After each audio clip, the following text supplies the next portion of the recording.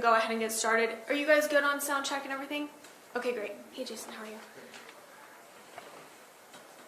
Good, Kenny? Okay.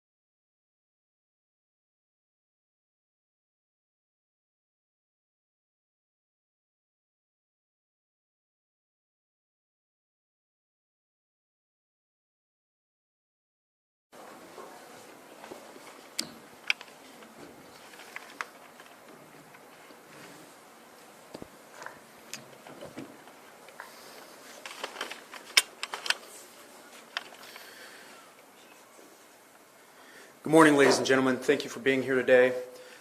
Earlier this morning, the New Mexico Department of Justice filed a petition for prohibition and superintending control, naming as the responsive party a local judge in the 3rd Judicial District.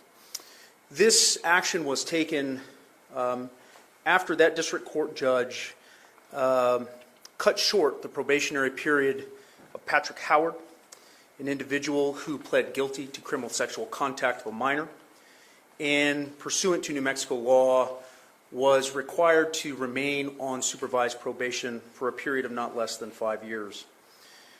The New Mexico Department of Justice has taken this action, not only because we believe the judge acted improperly and in violation of the law, but more importantly, because of the way that the process unfolded.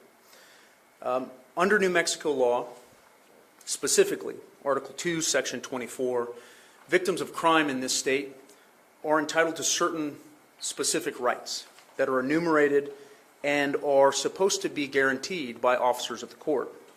Those rights include the right to be treated with fairness and respect for the victim's dignity and privacy throughout the criminal justice process, the right to notification of court proceedings, the right to attend all public court proceedings, the right to make a statement to the court at sentencing and at any post-sentencing hearings for the accused.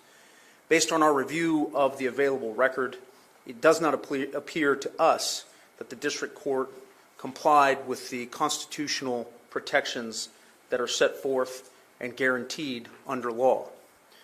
One of the things that I think is most concerning from my perspective is that I don't believe this to be an isolated incident in the state of New Mexico. In my conversations with victim advocates, in conversations with prosecutors, in conversations with victims, in virtually every corner of this state, there has been a pattern of disregarding victims' rights, of disregarding and failing to protect on an equal basis the rights that these individuals are entitled to. And I want to take a moment to just reflect on how much courage it takes to do this, how much strength it takes to stick with the criminal justice process, especially one that doesn't seem to have your interests in mind or to place your rights on equal footing with criminal defendants. That has to change in the state of New Mexico. Victims' rights are civil rights, and the New Mexico Department of Justice intends to vindicate those rights and to protect them at every available turn. To that end, I have been in touch with not only District Attorney Byers, but we'll be reaching out to district attorneys across the state, asking them for additional evidence and occasions where any member of the judiciary has failed to properly safeguard victims' rights. And I want the people of this state to know that the action that we have taken today is just the first step. In addition, I think it's time for us to have a broader conversation in the legislature about what it means to have rights articulated under our Constitution and yet have no remedy for those rights.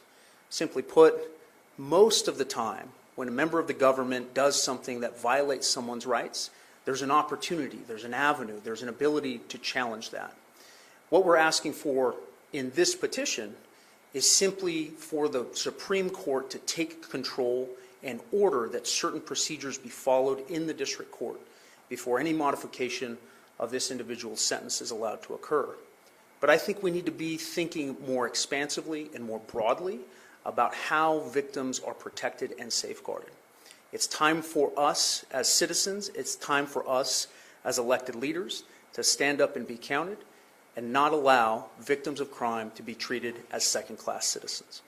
And with that, I will turn it over to District Attorney Byers to give an update on the procedural steps that he has taken, that his office has taken in response to this latest action in the district court. And I want to start at the outset by thanking him for cooperating with our office, for working closely with our office to figure out the best way forward to make sure that the victims' rights in this case are protected. District Attorney Byers. Thank you, Attorney General Torres. Good morning, ladies and gentlemen. As Attorney General Torres noted, our office is taking additional steps in conjunction with those by the Department of Justice to seek vindication for the rights of the victims in this case. Those steps are as follows.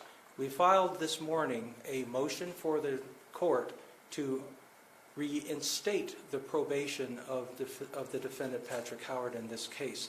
The reason for that is because under the statutes, a person becomes a sex offender when they enter a guilty plea, and he entered a guilty plea in this case, and that requires a mandatory period of supervised probation of no less than 5 years.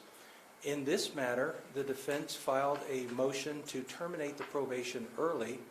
That motion was set by the court on March 19th. It was heard on March 21st, and at that hearing, the court terminated his probation early. The reason I give you the dates is because it is significant that also under the statutes, New Mexico's crime victims, as noted by the Attorney General under the New Mexico Constitution, have a right to be present at any hearing that the defendant has a right to be present at. In this particular case, the statutes also provide that no less than 7 working days, not calendar days, 7 working days shall be provided for the court to inform the district attorney's office so that we may inform the victims in a timely manner. In this situation, my office received 2 days of prior notice, and that was 2 calendar days. And so clearly the amount of time was severely shortened, and that did not provide our office sufficient time to notify the victims. Additionally, there's another statute which requires that the court inquire of the state at the hearing whether or not the victims have been notified. That statutory obligation was not complied with as well. That is put in the statutes by the legislature as a safeguard to ensure the rights of the victims. That was not done during this hearing. And so that is why we have filed our motion with the court to request the court to reinstate the defendant's probation and also give the victims an opportunity to be heard as according to their constitutional rights. And so we're working in conjunction with the Attorney General's office, and I'm exceptionally thankful and proud of the Attorney General's office, Department of Justice, for stepping forward to vindicate the rights of victims statewide. Thank you. Next, I'd like to invite 2 attorneys who were representing the victims in this case, Shannon Kennedy and Molly McGraw, who have dedicated themselves throughout their career to protecting victims and their rights. I believe they have a statement that one of the victims would like to share, and after that we'll open it up for questions. Good morning. I, along with Molly McGraw, have had the honor of representing the young woman who was Patrick Howard's favorite, the young woman who took him before a federal jury to uphold her civil rights, to expose Patrick Howard, the way he sexually groomed her and those in her school, her friends, the manner in which he touched her for his sexual gratification. He put his needs before the rights, the dignity, and the bodily integrity of his students. She went to trial and testified so that that would never happen again. Yesterday, she completed her first year of vet school in Washington State. Otherwise, she would be here. And she asked that I read these words in her absence. District Attorney Byers, thank you for apologizing and for taking accountability for the situation at hand. We have not had a whole lot of that in the past 7.5 years. I'd like to keep it simple because honestly, I'm still at a loss for words in all of this. The justice system has failed us one too many times, and it is incredibly disappointing that after fighting for justice and finally being heard, we were immediately undermined. His probation was reduced by 2 years within 2 weeks of the federal civil rights verdict of $44 million. I really hope that the order to terminate Patrick Howard's felony probation is thoroughly reconsidered because I, along with the other girls, fought so hard so this could never happen again by the hand of him. And I fear history may repeat itself if it's not reconsidered. As far as the Victims' Rights Act goes, I do think it needs to be taken much more seriously, and everything that can be done should be done so that this does not happen again. Thank you for your time, and please do right for us and the community.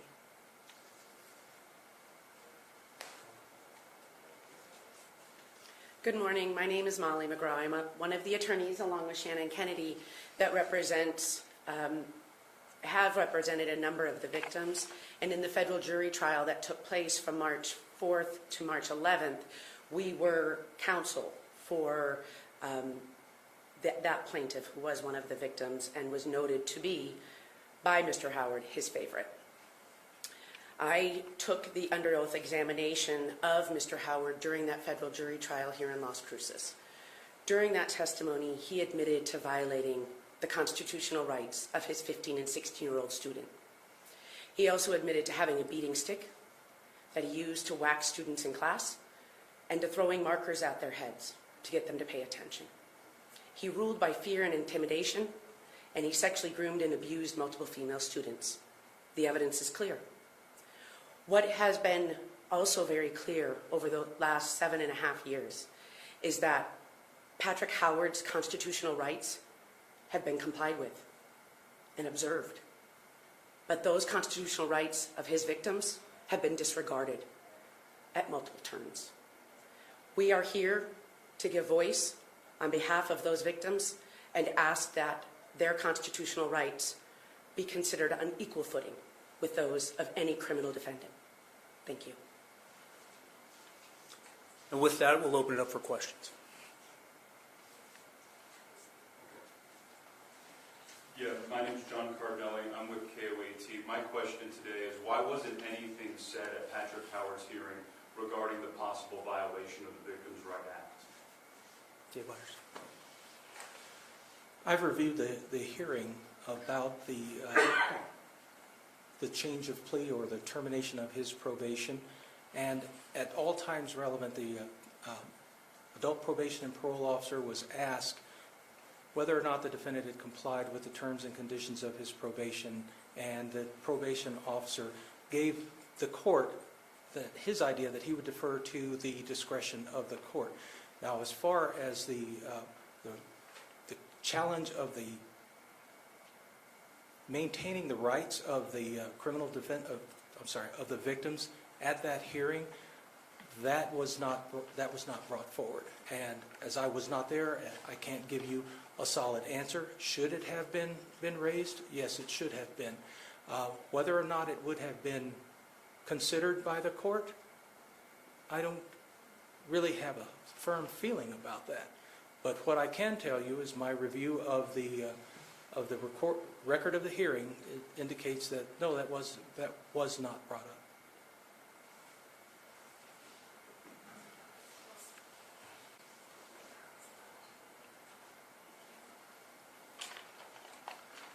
Sam Harrison, Woods, KVIA. Attorney General told us, has your office spoken with Judge Driggers?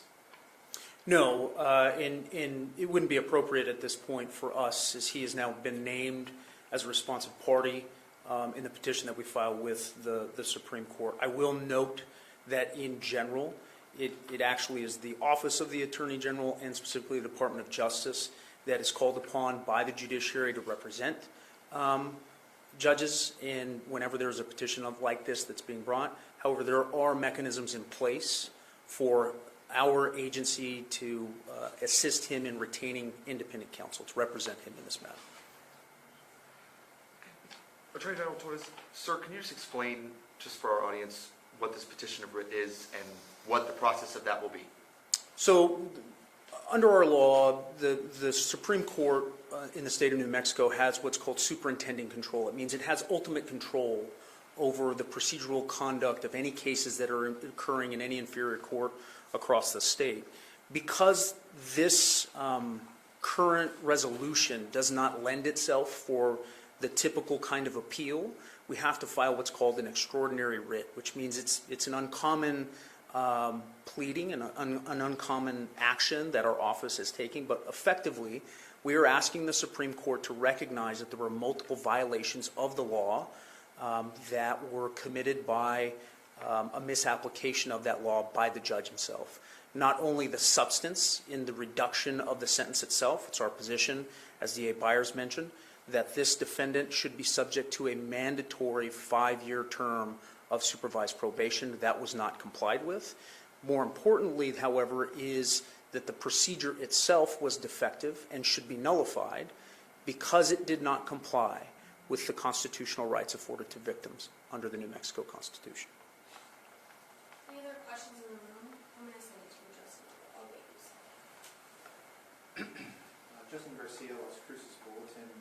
You mentioned one of your biggest concerns here was a pattern of district judges ignoring victims' rights. Can you speak a little bit more about that? Well, I can speak from my own experience when I, nearly 20 years ago now, was a frontline prosecutor in Valencia County. Not long after these new constitutional and statutory provisions had been enacted, I was prosecuting an individual who was accused of committing a violent sexual assault of a fellow high school student.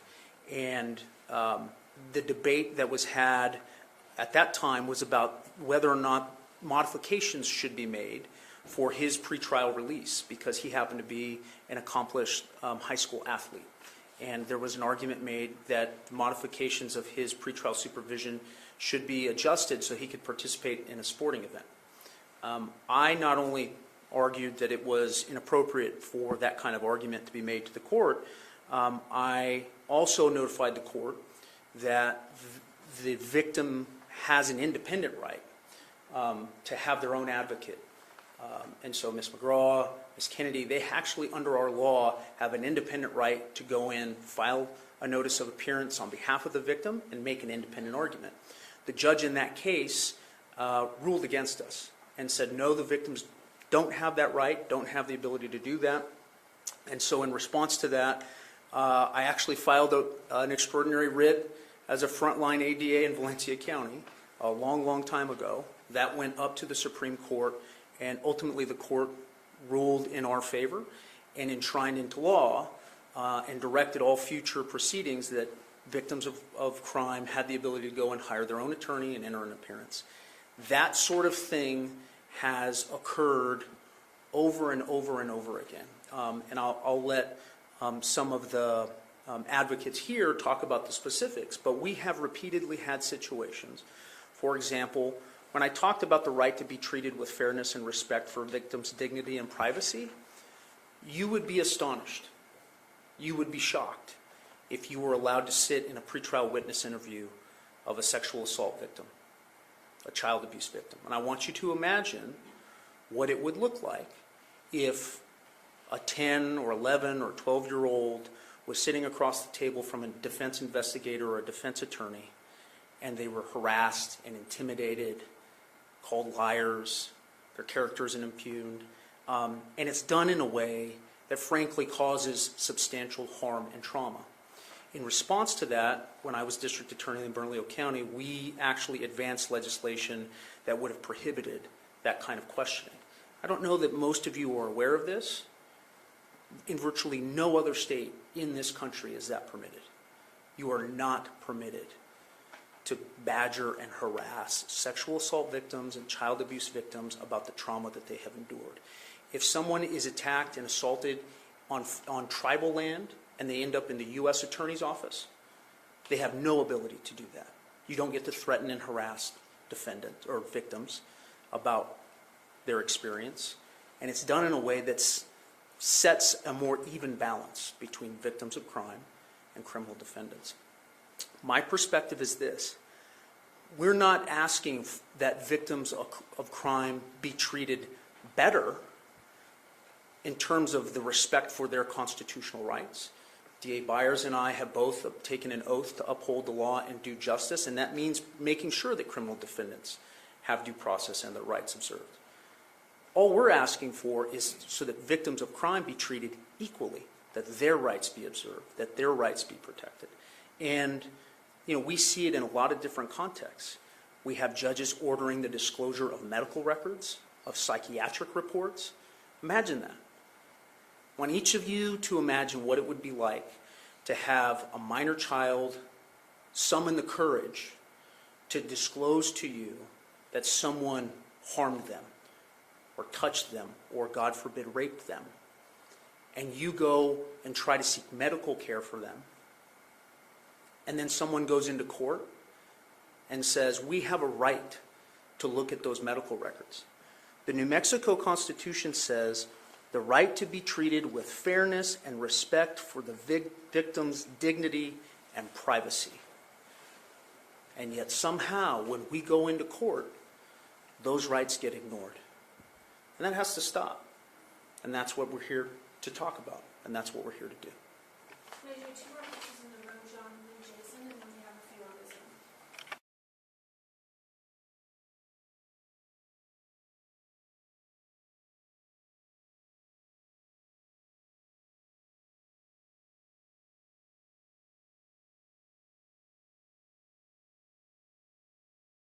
Particular case right off the top of my head, we can go back and do an analysis of that. What I can say is that I echo Attorney General Torres' concern and demand for the equality of rights, because our local police chief had noted recently that oftentimes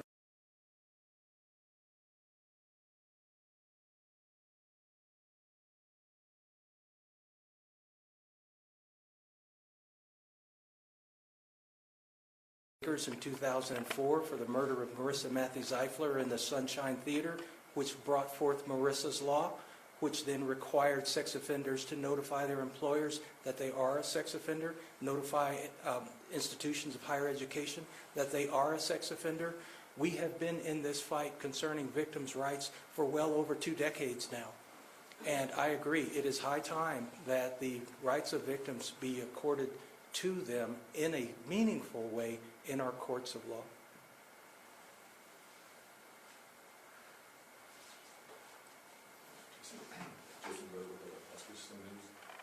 Is there something that can be done to strengthen or change the statutes regarding probation for sex offenders and conditional discharge in the state? Well, we set forth in the petition that was filed today a comprehensive argument as to why, under current law, sex offenders like Mr. Howard should be subject to the mandatory term of supervision.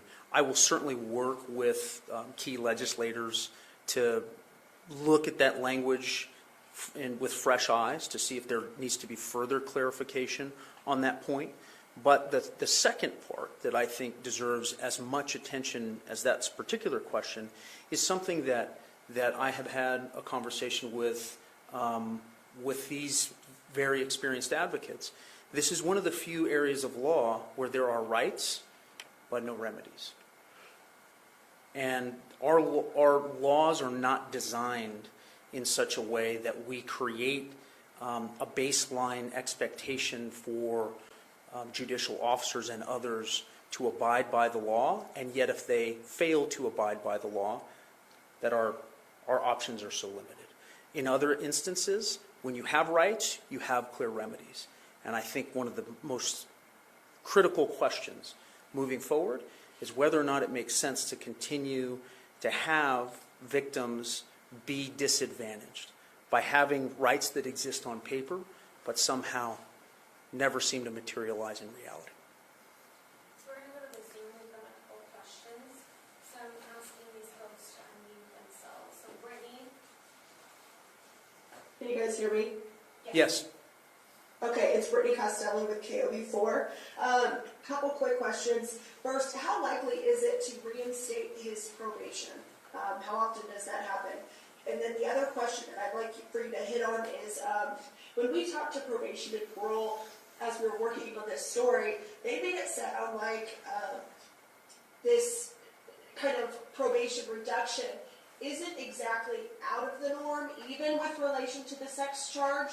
And so they had made it sound like, oh, 2 years, whatever, he served his time, he did it, whatever. Is there, specifically as it relates to these sex crimes, can you talk about whether or not this may not be the only case? If they are making it sound like this is kind of happening, is it possible that other sexual crime victims are having their offenders get their probation slashed? Brittany, I would say that it's not only possible, my judgment is it's probably very likely that this may have occurred in other jurisdictions, and that's precisely why we'll be reaching out to district attorneys to get more specific information about cases that we need to re-examine and look at. I would also note that this sort of cavalier attitude that's been expressed by probation and parole is deeply concerning to me.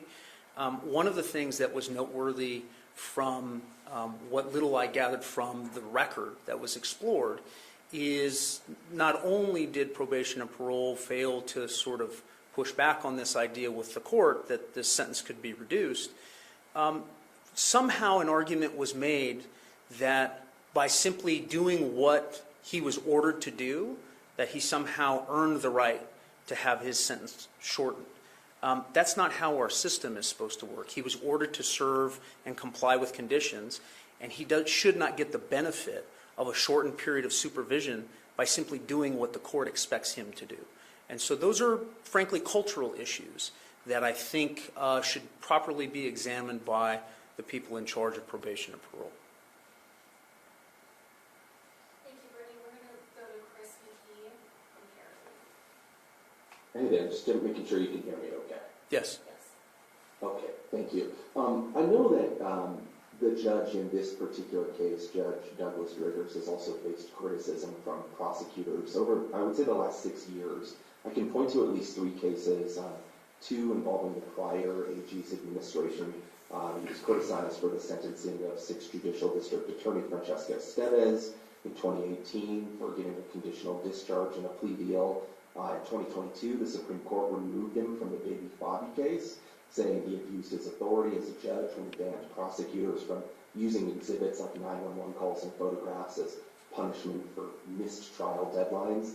And then in 2022, there was also that controversial dismissal of a second-degree murder charge against a former Las Cruces police officer accused of killing a man in a chokehold. And now there's these accusations, and it is very clearly all the exact same judge here over the last 6 years. And now I understand while this has been posited as an issue to look at across the courts, what this also says to me is that we've got 4 different cases where there's controversy with the same judge. And I wondered if perhaps DA Byers or AG Torres, if you would address any criticism or concern, I guess, maybe that you have over the behavior and the choices of this particular judge. Thank you, sir. I do not disagree with the litany of situations that you've described and the outcome. Each of those sent outrage throughout our community. I cannot begin to tell you how frustrating that is as a prosecutor who is leading other prosecutors when you have to resort to, as for example in the Baby Favi case, getting an extraordinary writ in order to see that justice is done for the victims. We had to do that. We used the tools that were available to us under the law to secure justice. As far as any further comment, my rules of professional responsibility require that I just sort of stop it there. But I think that the record that you articulated speaks volumes. We're going to do one last question, and Brittany had a follow-up, and then we're going to wrap. Yeah, I just wanted to circle back to that original question that I had, which was, how likely is it to reinstate Howard's probation? So, Brittany, what has happened today is our office has filed with the New Mexico Supreme Court. D.A. Byers has filed a motion with the district court itself. We don't yet know how either one of those two pleadings will be treated by the court. Because of the procedural nature of the extraordinary writ that we filed, I would imagine we would get a relatively quick decision with respect to whether or not we'll even stay proceedings, and that's one of the things that we articulated in the writ. So, as D.A. Byers and I would, I think, agree, predicting the outcome of anything in either the appellate court or the district court, something of this nature, is virtually impossible. My firm belief is that the law on the sentencing of sex offenders is clear, and equally clear are the rights that victims of crime are entitled to, and just on its face, reading nothing other than the record and comparing the record to what is outlined in the Victims of Crime Act and the constitutional provisions, it's quite clear that they fall well short of the legal standard. And so my hope is that we would get a positive outcome from the Supreme Court, but we certainly aren't going to prejudge that before it's ruled upon. Okay? Any other questions? No? Thank you very much. We appreciate your attention.